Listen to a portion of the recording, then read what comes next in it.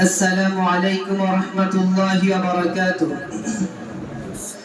الحمد لله وحده والصلاة والسلام على من لا نبي بعد أما بعد فأعوذ بالله من الشيطان الرجيم بسم الله الرحمن الرحيم قال الله تعالى في كلامه المجيد وفي الفرقانه الحميد وإنك لعلى خلق عظيم.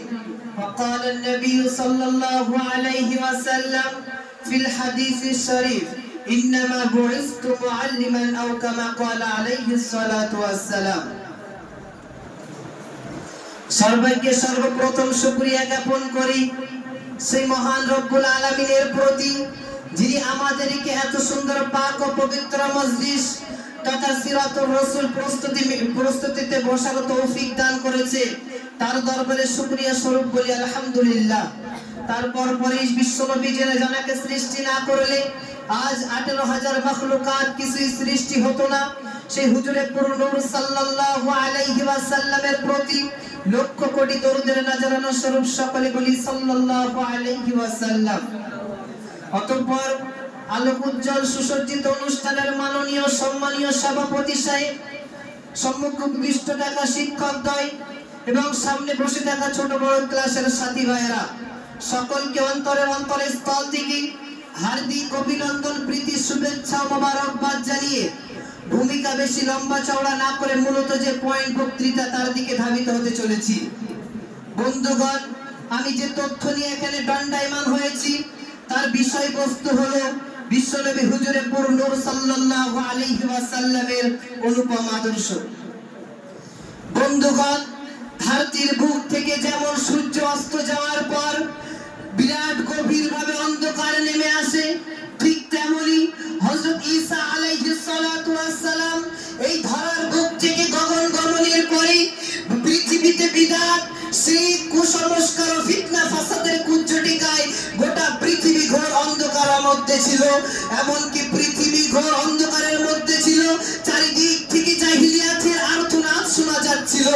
এমনকি সেই সময় মানব জাতি তারা গগনচুম্বী আওয়াজ তুলে চিৎকার করে বলেছিল, কেউ কি আছো আমাদের একজন রাহবার দেবে, আমরা শান্তিতে বাঁচতে চাই।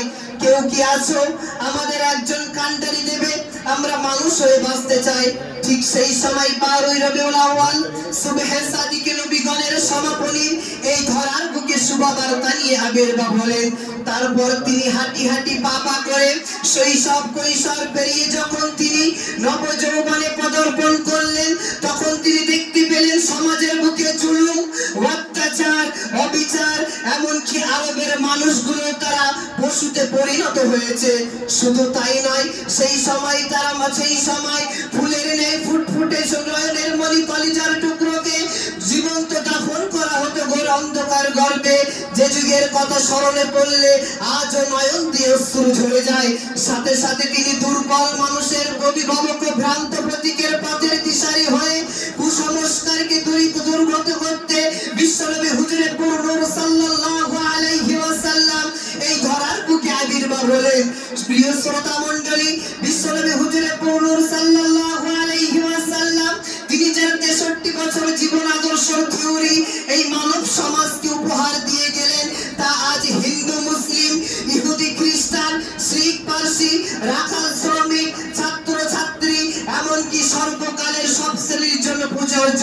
যে আদর্শের কথা পাওয়া যায় না রাশিয়ার লেনিনের মতাদর্শ থেকে, যে আদর্শের কথা পাওয়া যায় না চীনের কনফুসিয়াস কারিকর্ম থেকে, যে আদর্শের কথা পাওয়া যায় না শ্রীরামকৃষ্ণের জীবনী থেকে, যে আদর্শের কথা পাওয়া যায় না রবীন্দ্রনাথ ঠাকুরের জীবনী থেকে, যে আদর্শের কথা পাওয়া যায় না গৌতম বুদ্ধের জীবনী থেকে, যে আদর্শের কথা শুধুমাত্র পাওয়া যায় আমার আপনার নবী দো জাহানের বাদশা সাইয়্যিদুল মুরসালিন হুজুরে পুরনূর সাল্লাল্লাহু আলাইহি ওয়াসাল্লামের জীবনী থেকে।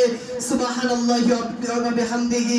বন্ধুগণ, আপনারা শুধু তাই নয়, আপনারা শুনলে অবাক হয়ে যাবেন যে আজও ইংল্যান্ডের ব্রিটিশ মিউজিয়ামে পাথরকে খোদাই করে লেখা আছে as a father, as a teacher, as a husband, as a commander, as a lawyer, as a lawgiver, as a reformer of the society, Hazrat Muhammad sallallahu alaihi wasallam is the superman of the world. অর্থাৎ বাবা হিসাবে, শিক্ষক হিসাবে, স্বামী হিসাবে মুহাম্মদ সাল্লাল্লাহু আলাইহি ওয়াসাল্লাম ছিলেন অলরাউন্ডার।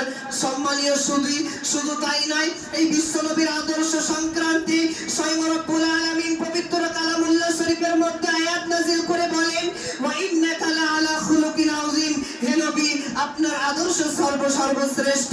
সুতরাং এবার বিশ্বনবীর আদর্শ যদি সর্বশ্রেষ্ঠ হয়ে থাকে, তাহলে এবার একটু আসুন না সেই বিশ্বনবী হুজুরে পুরনূর সাল্লাল্লাহু আলাইহি ওয়াসাল্লামের আদর্শের দিকে ঝলক নিক্ষেপ করা যায়। কেমন ছিল তার আদর্শ, কেমন ছিল তার চরিত্র। বিশ্বনবী হুজুরে পুরনূর সাল্লাল্লাহু আলাইহি ওয়াসাল্লাম যখন তায়েফের কাছে, তায়েফবাসীদের কাছে ইসলামের প্রচার নিয়ে গিয়েছিল, সেই সময় তায়েফবাসীরা আমার নবীকে পাগল ভেবে আমার নবীকে কাগজ ছুঁড়ে এত মার মেরেছিল, নবীর দেহ মোবারক থেকে রক্ত ঝরতে ঝরতে আমার নবী তায়েফের জমিনে বেহুশ হয়ে গেলেন। যখন আমার নবীর বেহুশ ফিরে আসলো, যখন আমার নবী বেহুশ মুক্ত হলেন, সেই সময় তিনি তায়েফবাসীর জন্য বরদোয়া করেননি, বরং তাদের জন্য হেদায়েতের দোয়া করেছিলেন। কেমন ছিল আমার নবীর আদর্শ, কেমন ছিল তার চরিত্র। কিন্তু বর্তমান কিছু নিমক হারাম মানুষ আছে যারা আমার নবীর নামে কটু কথা বলে, যারা আমার নবীকে নিয়ে ব্যঙ্গ করে। ওই সমস্ত মানুষদেরকে আমি দ্ব্যর্থহীন ভাষায় জানাতে চাই, যারা আল্লাহর নবীর ইজ্জতের উপর আঘাত করবে, যারা আল্লাহর নবীর শানে গুস্তাখি করবে, যারা আল্লাহর নবীকে নিয়ে কটাক্ষ বা কটূক্তি করবে, চাই সে যে ধর্মের মানুষ হোক না কেন, যে স্তরের মানুষ হোক না কেন, যে শ্রেণীর মানুষ হোক না কেন, তার বিরুদ্ধে প্রকাশ্য জিহাদের ঘোষণা করবই করব। এ কথা শুধু আমি একা বলি না, এ কথা আমার রব্বুল আলামিন পবিত্র কালামুল্লাহ শরীফের মধ্যে ইরশাদ করে বলেন, ইন্নাল্লাযীনা ইউযুনাল্লাহা ওয়া রাসূলাহু লা'নাহুমুল্লাহু ফিদ দুনিয়া ওয়াল আখিরাহ। অর্থাৎ যারা আল্লাহ এবং রাসূলের বিরুদ্ধে আল্লাহ তার রাসূলকে কষ্ট দেবে, তারা আখিরাতে তো শাস্তি পাবেই পাবে এবং দুনিয়াতে তাদের অপমানিত হয়ে মরতে হবে। আপনার তার জ্বলন্ত প্রমাণ হলো, শুনেননি গত বছরে পাকিস্তানের যে খাতমে নবুওয়াত প্রোগ্রামটা বন্ধ করতে চেয়েছিল, যে ইন্সপেক্টর আল্লাহ পাক রব্বুল আলামিনের গজব, আল্লাহ পাক রব্বুল আলামিনের অভিশাপ তার উপরে এমন ভাবে গ্রাস করেছিল, মৃত্যুর সময় মুখ থেকে হাজার হাজার বোকা বাইর হতে এই দুনিয়া ছেড়ে চলে যেতে হয়েছিল। সুতরাং সময় থাকতে থাকতে সাবধান হয়ে যান। তা যদি না হয়, যেমন ভাবে হোসাইন আহমদ মাদানী রহমাতুল্লাহ আলাইহি ব্রিটিশের বিরুদ্ধে হাতে কাফনের কাপড় নিয়ে স্টেজে উঠেছিল, যদি দরকার হয় আজও আমরা কাফনের কাপড় মাথায় বেঁধে আজও জিহাদের ময়দানে নামবো। আরে আমার নবীর যদি চৈতন্যে দুটি পাথর বাঁধা হতে পারে, তার চাইতে আমার চৈতন্য বেশি দামি না? আমার নবীর গালে যদি জল মারা হতে পারে, তার চাইতে আমার মুখ বেশি দামি না? আমার নবীর যদি দাঁত শহীদ হতে পারে, তার চাইতে আমার দাঁত বেশি দামি না? আমার নবীর যদি চেহারায় থুতু মারা হতে পারে, আল্লাহর কসম কেটে বলছি, তার চাইতে আমার চেহারা বেশি দামি না?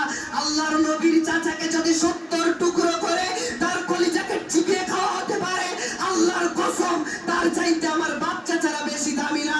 অর্থাৎ আল্লাহর দিনের জন্য যদি নবীকে কাবা ঘর ছাড়তে হয়, মক্কা ছাড়তে হয়, মদিনা ছাড়তে হয়, পবিত্র মাতৃভূমি ছাড়তে হয়, আমার গ্রাম, আমার এলাকা, আমার দেশ তার চাইতে বেশি দামি না? আরে প্রয়োজনে হলে দুনিয়ার সব কিছু ছেড়ে দেব, প্রয়োজনে হলে নিজের শহীদ হব, প্রয়োজনে হলে বাপের কোল খালি করব, মায়ের চোখ থেকে অশ্রু ঝরাবো, কিন্তু আল্লাহর রাসূলের বিরুদ্ধে কোনো কথা হতে দেব না। প্রয়োজনে হলে দেশে রক্ত দিয়ে আবার রক্তাক্ত করে দেব, তবু আল্লাহকে সাক্ষ্য রেখে আজ জানিয়ে দিচ্ছি, সাথে সাথে আপনারাও জানিয়ে দেন, হে আল্লাহ, তোমার জমিনে তোমার নবীর নামে কোন রকম ভাবে কুটো কথা হতে দিচ্ছি না, দেব না। সুতরাং সময় থাকতে থাকতে সাবধান হয়ে যান, না হলে কিয়ামতের ময়দানে মাহশরে অবশ্যই আপনাকে জবাবদাহি হতে হবে। প্রিয় শ্রোতা মণ্ডলী, তাই তো আমার কলম বলে, আল্লাহ তার রাসূলের অপমানে, আল্লাহ তার রাসূলকে অপমান করতে যারাই চায়, এই ধরাধামে তারা পাইবে না কোথায়।